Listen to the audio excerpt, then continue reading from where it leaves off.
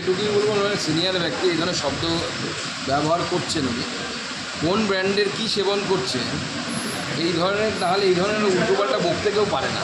এত সিনিয়র একজন পলিটিশিয়ান হয়ে, এত সিনিয়র একজন এমপি হয়ে উনি যদি এই ধরনের কথাবার্তা বলেন, আমি নিজেই থাকি হচ্ছে পার্টির দিয়ে আস্তানাতে, আমার নিজের বাড়িই নেই কলকাতাতে, আর তিনি এই সমস্ত কথা বলছেন। যারা আইন শৃঙ্খলা পরিস্থিতি ধরে রাখতে পারে না তারা লোকের গাড়ি এভাবে বন্দুক পাঠানোর চেষ্টা করে।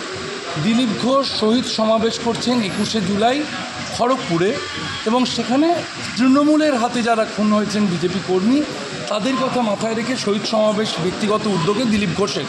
এটা কি আপনারা দল থেকে এটাকে অনুমোদন করছেন কি, অথবা আপনাদের কোনো উদ্যোগ থাকছে কি? দেখুন, দল অনুমোদন করবে কিনা সেটা রাজ্য সভাপতির সিদ্ধান্ত, এই বিষয়ে আমার বলার অধিকার নেই। রাজ্য সভাপতি এটা বলবেন যে দল অনুমোদন করছে কি করছে না। তবে দিলীপ দা বহুদিন থেকে ওখানে এমপি ছিলেন, এমএলএ ছিলেন, পলিটিক্যাল প্রোগ্রাম করতেই পারেন। এবার অনুমোদনের বিষয়টি রাজ্য সরকারের বিষয়। 21শে জুলাই সভাপতির বিষয়। তৃণমূল কংগ্রেসের 21শে জুলাই দিকে দিকে দেখা যাচ্ছে ছাউনি, বড় বড় স্টেডিয়াম, সেখানে উত্তরবঙ্গ প্রান্তিক জেলাগুলো থেকে মানুষ আসছেন, ভিড় করছেন, ডিমভাত পরিবেশন চলছে, এবং সেখানে স্থানীয় যারা তৃণমূল নেতৃত্ব আতিথেয়তায় ব্যস্ত, সামগ্রিক একটা সাজো রব উৎসব। দেখুন, 11 সালের ব্রিগেডের কথা মনে করুন সিপিএমের, সেই ব্রিগেডের সমাবেশও এই ধরনের সাজো একটা রব ছিল।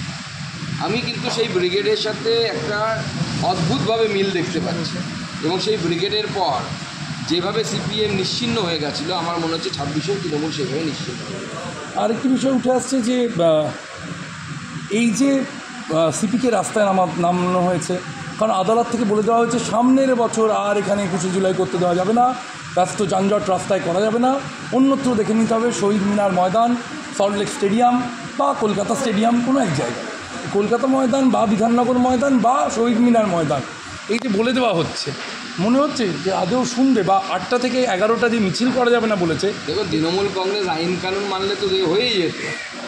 বাংলায় একটা কথা আছে, চোরে না শোনে ধর্মের কাহিনী। তো চোরকে যদি ধর্মের কাহিনী আপনারা শোনাতে চান, আদালত যদি শোনাতে চায়, তাহলে তা হয় নাকি? এই যে আপনি আজকে একটা এক্স হ্যান্ডেলে পোস্ট করেছেন যে দক্ষিণ দিনাজপুরে, কালকেও আপনি এটা নিয়ে সরব হয়েছিলেন, আপনার লোকসভা ক্ষেত্র, আপনার লোকসভা অঞ্চল, সেখানকার থেকে প্রসূতিদের একটা অসুস্থ হয়ে পড়ার ঘটনা উঠে আসছে। আরএল স্যালাইন কাণ্ড আমরা দেখেছি মেদিনীপুরে ঘটেছিল, এবার বালুরঘাট। কোনোভাবে কি একটা ওষুধ নিয়ে সমস্যা বা জালিয়াতি কিছু মনে করছেন?